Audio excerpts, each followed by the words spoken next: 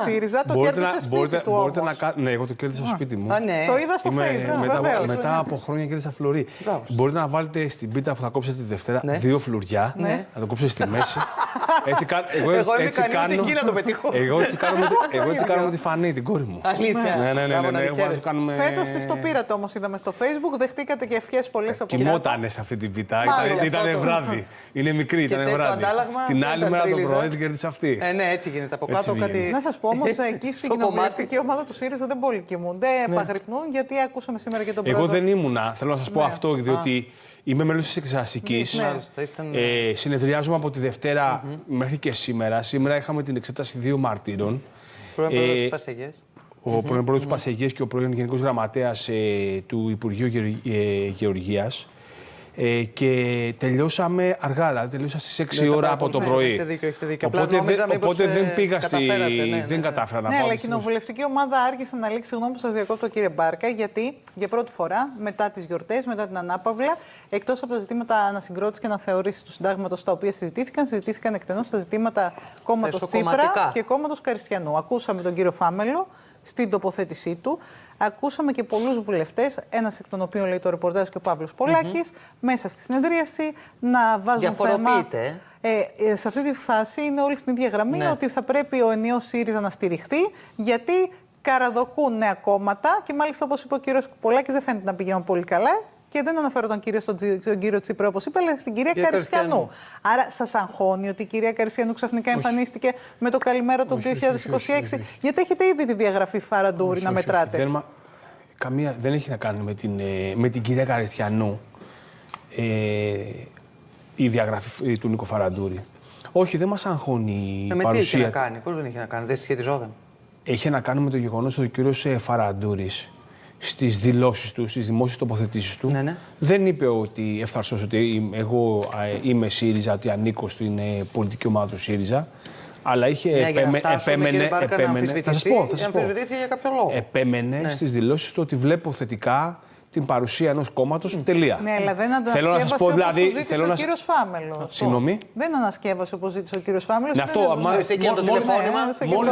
μόλις το είπα. Το είπατε, ναι, μέσα σε δεν σας διαψεύδω, ίσα που επιβεβαιώνετε αυτά που λέω εγώ. Ναι, έτσι. Θέλω λοιπόν να πω ότι δεν έχει να κάνει καθόλου με το... Δεν μας αγχώνει καθόλου η παρουσία της κυρίας Καριστιανού. Η κυρία Καριστιανού έχει την αμέριστη συμπαράστασή μας, διότι είναι μια μητέρα η οποία δίνει τον αγώνα της για να μάθει για ποιο λόγο έχασε το παιδί της σε ένα τραγικό έγκλημα που συνέβη στα Τέμπη πριν 2,5-3 χρόνια θα συμπληρώσουν. Από εκεί και πέρα, κάθε Έλληνας πολίτης έχει το δικαίωμα να κατέλθει στην πολιτική σκηνή. Τότε θα κριθεί για τα λεγόμενα που θα παρουσιάσει, για τα αυτά που θέλει να παρουσιάσει. Εδώ είμαστε για να το κουβεντιάσουμε. Οι δημοσκοπήσεις δείχνουν ότι παίρνει ενδεχομένως ένα ενδεχόμενο κόμμα και από το ΣΥΡΙΖΑ. Άρα προφανώς. Κοιτάξτε, θέλω να είμαι ακριβής. Είναι κάτι που είναι στο τραπέζι, με αυτήν την έννοια. Θέλω να είμαι πολύ σαφής σε αυτό. Θεωρώ ότι από το ΣΥΡΙΖΑ δεν μπαίνει. Ο ΣΥΡΙΖΑ ούτως ή άλλως είχε χαμηλά ποσοστά. Δηλαδή δεν είναι αυτό που λέμε τεράστια δεξαμενή. Φαίνεται ότι αντλεί ψηφοφόρους από άλλα κόμματα που κινούνται δεξιότερα του ΣΥΡΙΖΑ σίγουρα, θα έλεγα και δεξιότερα της Νέας Δημοκρατίας. Από τον κύριο Βελόπουλο, από την Νίκη, με βάση τις δημοσκοπήσεις. Εγώ δεν κάνω άλλη ανάλυση. Προφανώς και εμπιστεύομαι τις δημοσκοπήσεις. Φαίνεται λοιπόν ότι έχει ένα αποτύπωμα. Σαφέστατα ότι η κοινωνία γυρίζει το κεφάλι της να δει τι θα πει η κυρία Καριστιανού, αλλά έως ότου να τα πει. Δεν μπορώ να κρίνω τα λεγόμενα. Άρα, αυτή τη στιγμή θεωρείτε δεν ότι για κάτι. Θα μπορούσε, για παράδειγμα, να εκφράσω το ερωτηματικό μου, ας πούμε, για ποιον λόγο στη συνέντευξη την οποία έδωσε και ανακοίνωσε ότι ενδεχομένως θα προβεί στην δημιουργία ενός κόμματος δεν αναφέρθηκε καθόλου στον Κυριάκο Μητσοτάκη, αλλά επέλεξε να αναφερθεί σε άλλον πρωθυπουργό. Αλλά αυτά έχουν να κάνουν στις αναφορές. Δεν είναι πολιτική κριτική. Δηλαδή, θεωρείτε ότι ανήκει στο προοδευτικό φάσμα? Γιατί ο κύριος Φάμελος είπε χθες ότι δεν είναι εντός προοδευτικής διακυβέρνησης σε μια πιθανή συμπαράταξη προοδευτικών δυνάμεων απέναντι στην κυβέρνηση η κυρία Καριστιανού.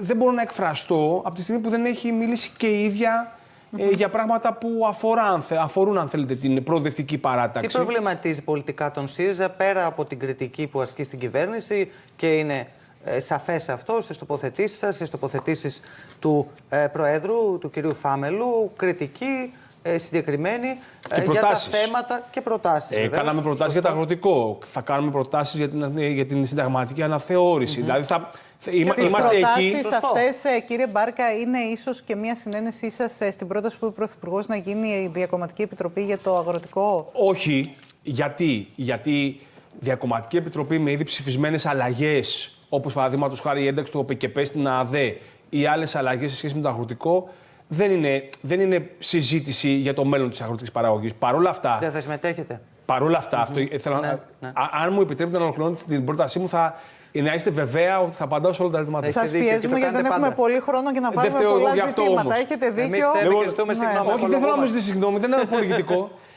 Παρ' όλα αυτά, όμως, επειδή εμείς έχουμε προτάσεις, θεωρώ ότι πρέπει να συμμετάσχουμε στο διάλογο, να καταθέσουμε τις δικές μας προτάσεις. Άλλωστε, η αγροτική παραγωγή και η παραγωγική ανασυγκρότηση της χώρας, η αγροτική παραγωγική ανασυγκρότηση της χώρας αφορά και τον ΣΥΡΙΖΑ από τη στιγμή που εμείς θέλουμε να γίνουμε κυβέρνηση. Διεκδικούμε δηλαδή την ψήφο του ελληνικού λαού για να γίνουμε κυβέρνηση. Άσχετα αν έχουμε χαμηλά ποσοστά τώρα, αλλά θέλουμε να είμαστε κυβερνητικό κόμμα. Άρα θεωρώ ότι πρέπει να συμμετάσχουμε στις διαδικασίες αυτές. Δεν ξέρω αν θα γίνει, και επιτρέψτε μου να το πω αυτό, γιατί δεν έχω συμμετάσχει σε καμία τέτοιου είδους συζήτηση. Εκφράζω την άποψή μου όμως ότι σε μια τέτοια επιτροπή θα πρέπει να συμμετάσχουμε, ακόμα και αν έχουν γίνει τα λάθη που έχουν γίνει από την κυβέρνηση. Μάλιστα, πολύ καθαρό. Επειδή πολλές φορές γίνεται λόγος στο ΣΥΡΙΖΑ για τις προοδευτικές συμμαχίες και σήμερα ο κύριος Φάμελος είπε ότι ήταν από τα ισχυρά σημεία για το κόμμα του 25 ότι κατέθεσε τέτοια διάθεση και πρόταση.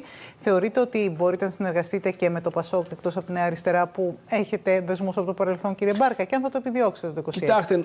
Κοιτάξτε, νομίζω ότι το ΠΑΣΟΚ, κατά τη δική μου πάλι άποψη θα σας πω, ανήκει στις προοδευτικές δυνάμεις. Είναι στον χώρο των προοδευτικών δυνάμεων. Θεωρώ ότι προγραμματικές συγκλήσεις μπορούν να γίνουν. Μάλιστα. Να σας ευχαριστήσουμε πάρα πολύ. Εγώ σας ευχαριστώ και καλή. Να είστε καλά. Και εσείς για αύριο που θα κερδίσετε και οι δυο τα φλουριά. Ευχαριστούμε για την παρουσία σας στην Πολιτική Κουζίνα εδώ σήμερα. Καλή δύναμη, καλή χρονιά. Ο κ. Κώστας Μπάρκας, βουλευτής του ΣΥΡΙΖΑ, εδώ κοντά μας και θα ανανεώσουμε βεβαίως το ραντεβού μας. Έχουμε πολλά να πούμε εξάλλου. Λοιπόν, κλείνουμε με το εξής.